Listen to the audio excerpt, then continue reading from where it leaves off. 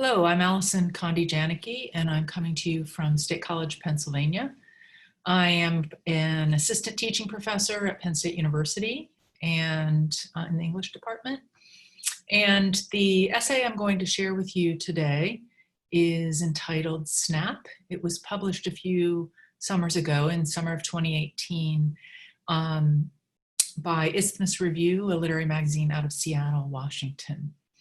So let me go ahead and share Snap with you. In Curry Beach, North Carolina, we practiced our selfies in front of the pier. Its pylons, like the spindly legs of great blue herons, splayed in a long lineup out into the foamy surf behind us. We snapped a bunch of selfies, the best of which we would later share with friends online.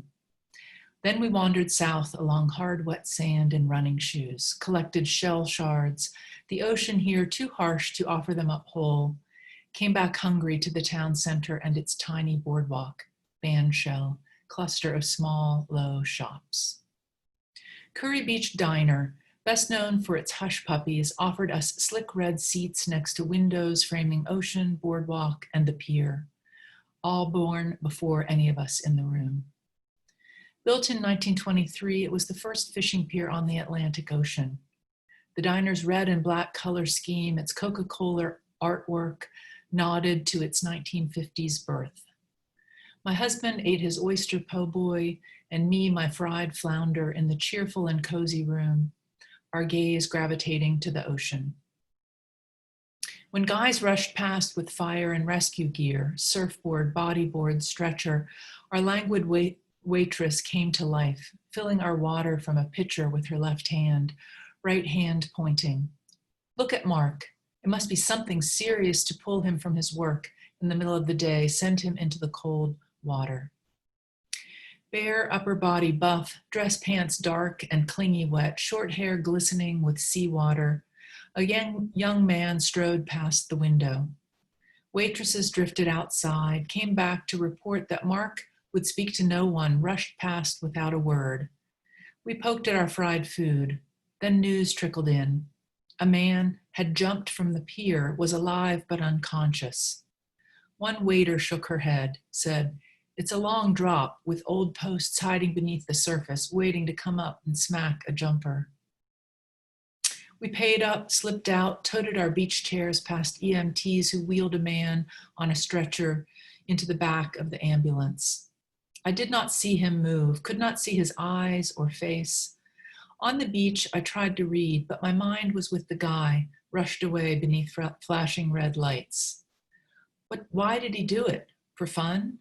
Suicide? A dare?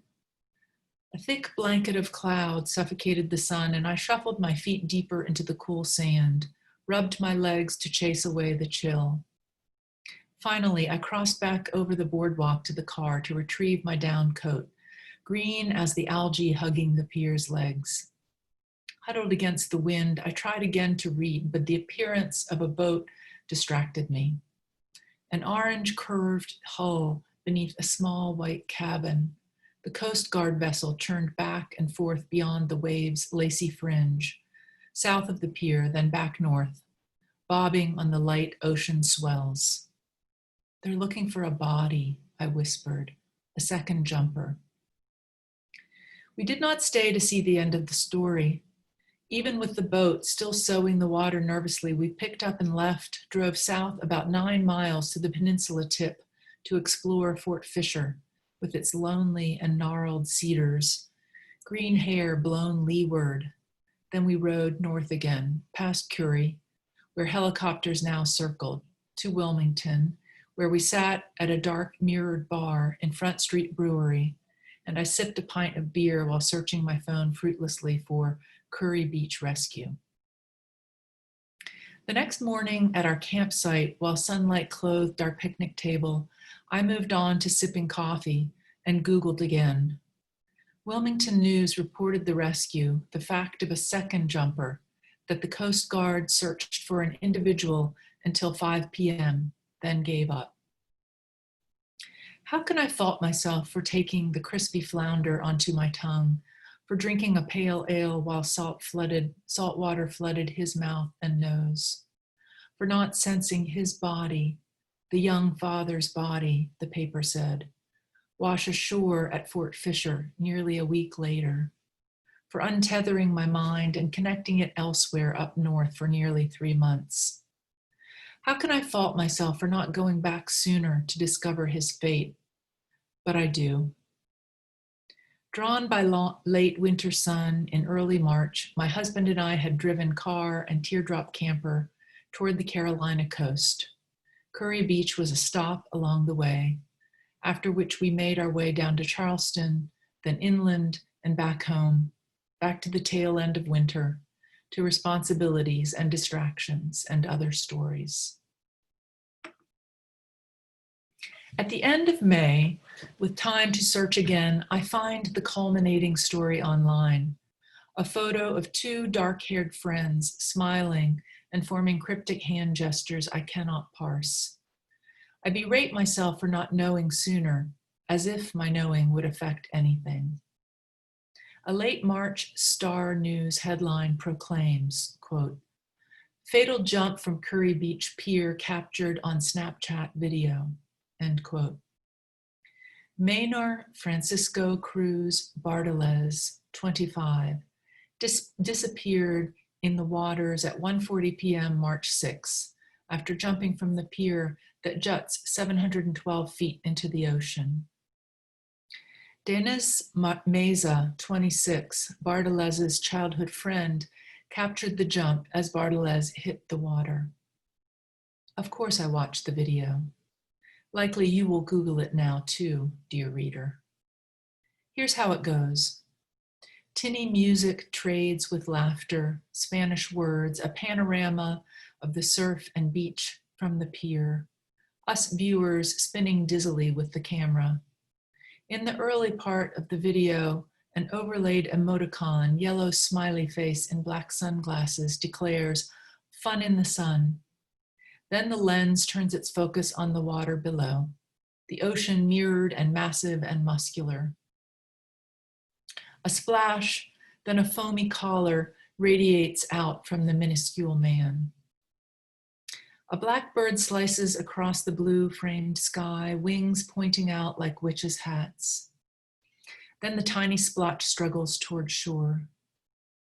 It'll take him in eventually, Meza says to someone standing near him, or perhaps to himself.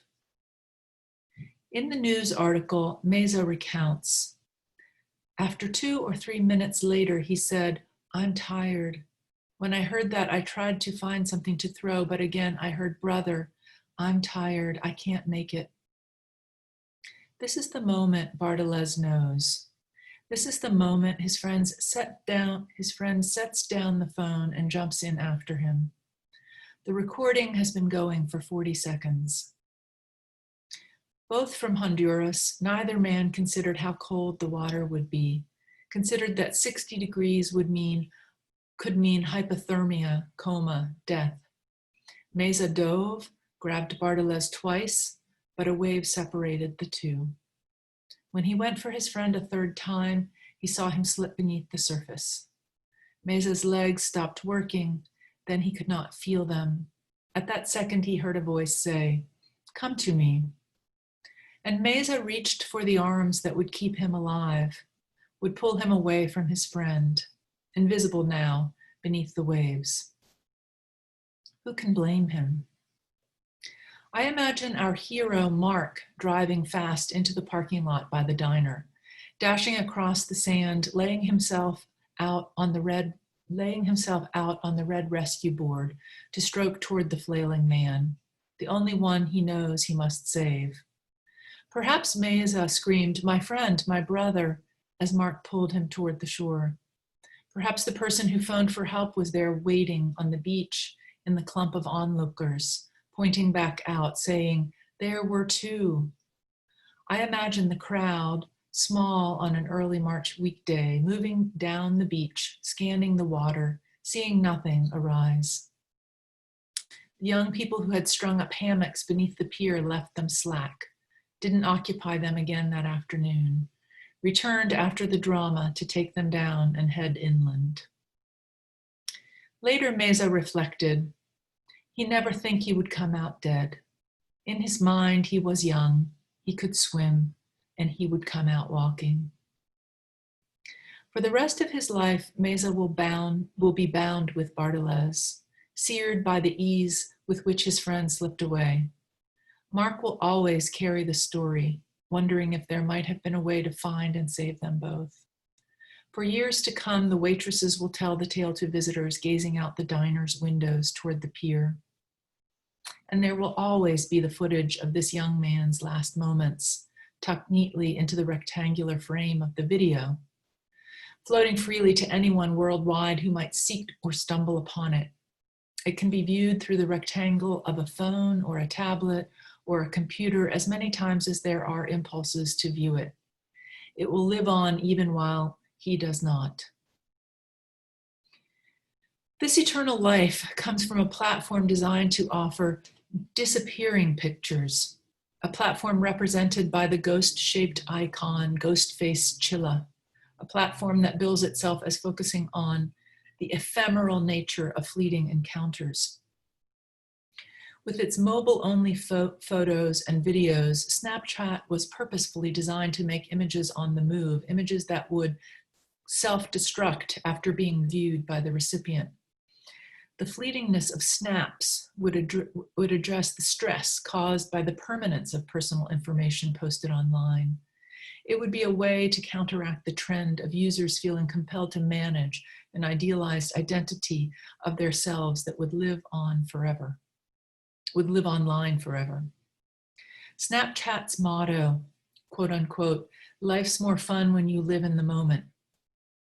Both Snapchat and Instagram were meant to be more raw and spontaneous than Facebook and other curated websites. And yet, as Snapchat has evolved, it has come closer to what it aimed to avoid. It offers Snapchat stories and memories, words that by definition dwell in the past. They last longer and are shared more widely than snaps, are curated and filtered, anything but transient and raw. This is the way we live today. I post the smiling selfie of my husband and me in front of the Curry Beach Pier in a Facebook album, along with sun-soaked buildings in Wilmington and flower box-frocked historic homes in Charleston. Sunsets with silhouetted sailboats and dinner plates with seafood, all neatly framed. I do not post my photo of the Coast Guard boat. I have no photo of the ambulance or Mark rushing past the diner window. Our friends will only know what I show. I wonder whether Maynor Bartolez's death was a product of his desire for the snap. If the possibility of recording and publishing hadn't existed, would he still have jumped? A GoFundMe campaign was set up to send Bartolez's body back to Honduras. It is now closed. His body returned to his homeland. When I find the news article in May, the comments section has 0 comments. I cannot stomach that 0. I make myself part of his story, writing, I sat on the beach that day and watched the Coast Guard boat go back and forth searching. What a heartbreaking outcome. I am thinking of this young man and his family tonight. And this is as much as I can do, as far as I can follow. This is where my trail of knowing stops. The World Wide Web ensnares me, yet weaves a paltry narrative, leaves me to pull for other threads that I'll never find the end of. What child or children made the young Bartolez a father? Who bid farewell to his body in North Carolina and welcomed it in Honduras? Do tropical glossy plants surround his grave, flowering in season? I want the army of great blue heron entrapped in the pier to rise up, crack the screen of our selfie, fly free and follow the undulating line of Bartolez's body took as it made its way back down the coast, floating then alighting at Fort Fisher. I want the roots of the plants covering Bartolez's grave in Honduras to crack open that box and set him and his story free.